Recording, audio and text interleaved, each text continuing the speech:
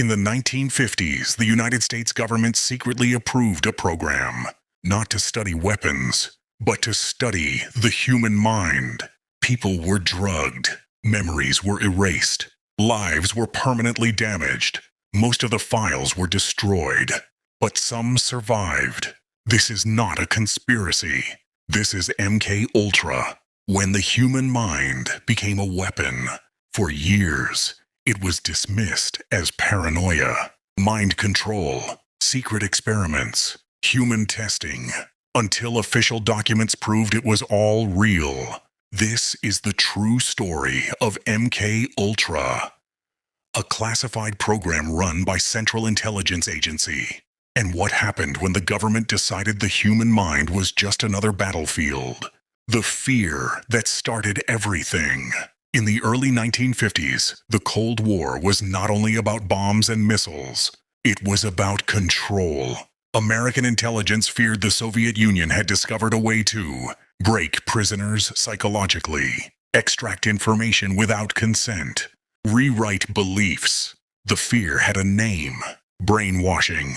And fear, more than truth, drives policy. The birth of a secret program. In 1953, the CIA approved a project so secret that even many within the agency didn't know it existed. Its code name, MK Ultra. No public funding records, no congressional oversight, no ethical boundaries. The goal was simple and terrifying. Can the human mind be controlled? What MK Ultra really did. MK Ultra was not one experiment. It was 149 separate projects spread across universities, hospitals, prisons, military facilities. Most subjects never knew they were part of an experiment. Some never consented. Some never survived. The drug that changed everything. One substance became central to MK Ultra: LSD. At the time, it was poorly understood. CIA scientists believed it could erase memory, break resistance, make subjects suggestible. They tested it on prisoners, mental health patients, soldiers, civilians, often without their knowledge. The experiment that crossed the line. In one case, a man was given LSD repeatedly for 77 consecutive days.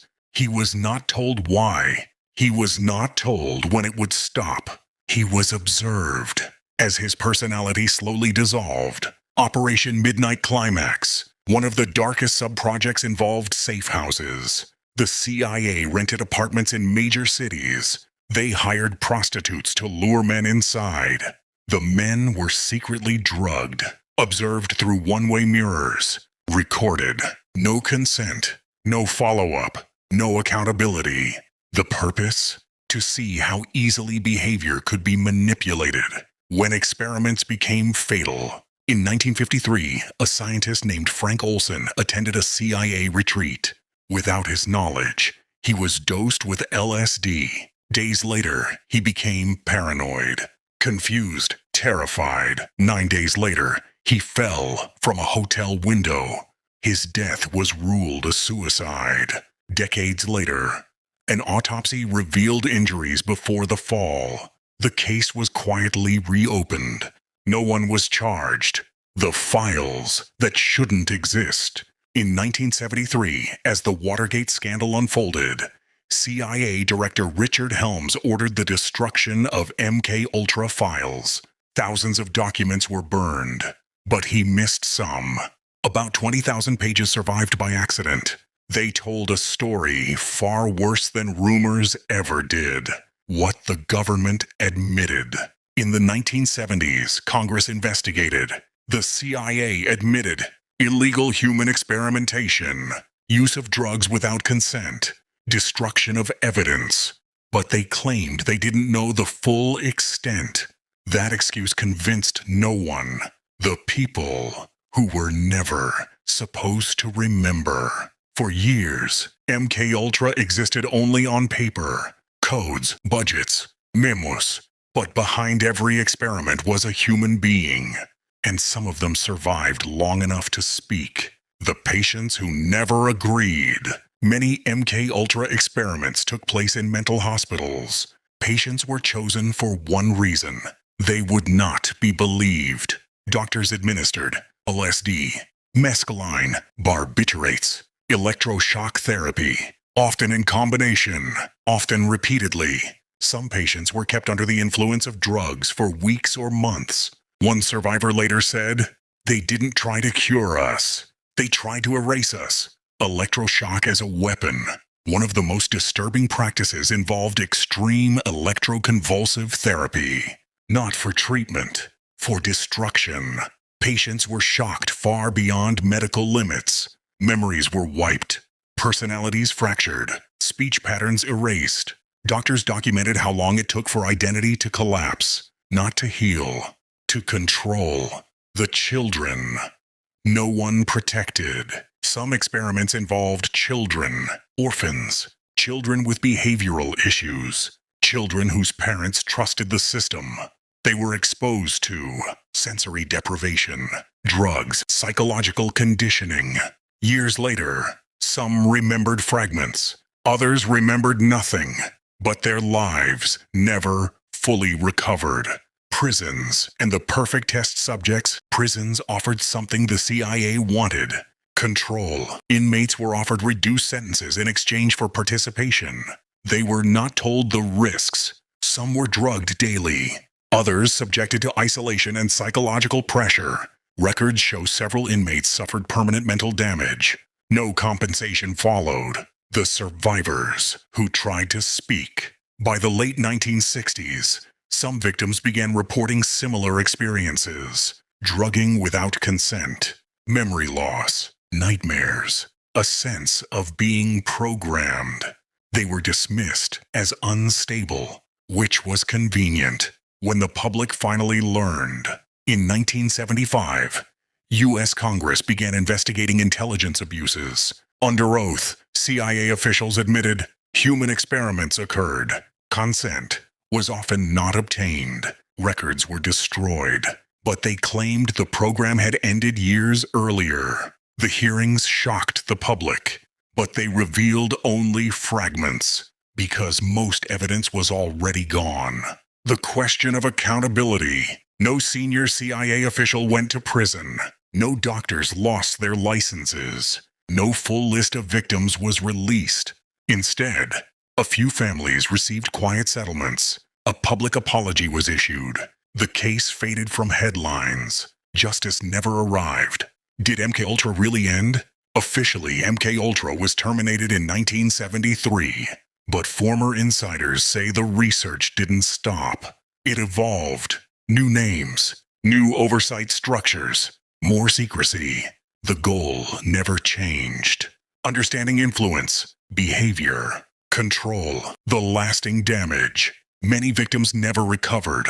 Some died in institutions. Some lived normal lives, outwardly, but they reported fragmented memories, sudden emotional shifts, persistent distrust of reality, as if something fundamental had been altered. The uncomfortable truth. MKUltra proved one thing beyond doubt. A government once decided that human autonomy was optional, and no one stopped them. The scientists who broke, and the program that changed its name. When MKUltra began, many of the scientists believed they were serving national security. By the time it ended, some of them wished they had never learned what they were capable of. The doctors who couldn't forget. Not every scientist involved was a monster. Some were academics. Some were physicians. Some believed the experiments would never cross certain lines. They were wrong. Private correspondence later revealed doctors suffering from severe guilt, alcoholism, depression, nervous breakdowns. One researcher wrote in a personal letter, "We destroyed people in the name of protection. And I don't know how to live with that." That letter was never meant to be found. When ethics quietly disappeared, MKUltra exploited a dangerous gap. At the time, ethical oversight for intelligence research did not exist. No review boards, no consent standards, no independent audits. If something was labeled national security, it was permitted. This loophole did not close after MKUltra. It was simply renamed. Programs like MKUltra, but with new names. Documents and testimonies suggest MKUltra did not vanish. It fragmented. Sub-projects were absorbed into behavioral science divisions, military psychology programs, advanced interrogation research. The words mind control disappeared, replaced by behavioral influence, cognitive resilience, psychological operations. The goal remained the same: the global spread. The United States was not alone. Other governments quietly ran similar programs. The Soviet Union, the United Kingdom, Canada. Canada's involvement later became public when victims sued their government for CIA-linked experiments conducted on Canadian soil. Some won. Most never knew what had been done to them. How MKUltra changed. Interrogation forever. Modern interrogation techniques were shaped by MKUltra's failures. The CIA learned. Torture produces unreliable information. Extreme drugs cause unpredictability. Breaking a mind does not equal control. Instead, focus shifted to psychological pressure, sleep deprivation, environmental manipulation, methods that leave fewer marks and fewer records. The knowledge that couldn't be destroyed. Although files were burned, knowledge survived. People remembered techniques. People remembered results. And once something is learned, it cannot be unlearned. That may be MKUltra's most lasting legacy. Why the name still appears in documents. Even decades later, the term MKUltra is still partially redacted in some records. Not because it is active, but because it is foundational. It represents a boundary that was crossed, and crossing it once made it easier to cross again. The question scientists never answered. After all the experiments, all the suffering, all the destruction, one question remained unanswered. Did MKUltra actually work? The honest answer appears to be no, not in the way they wanted.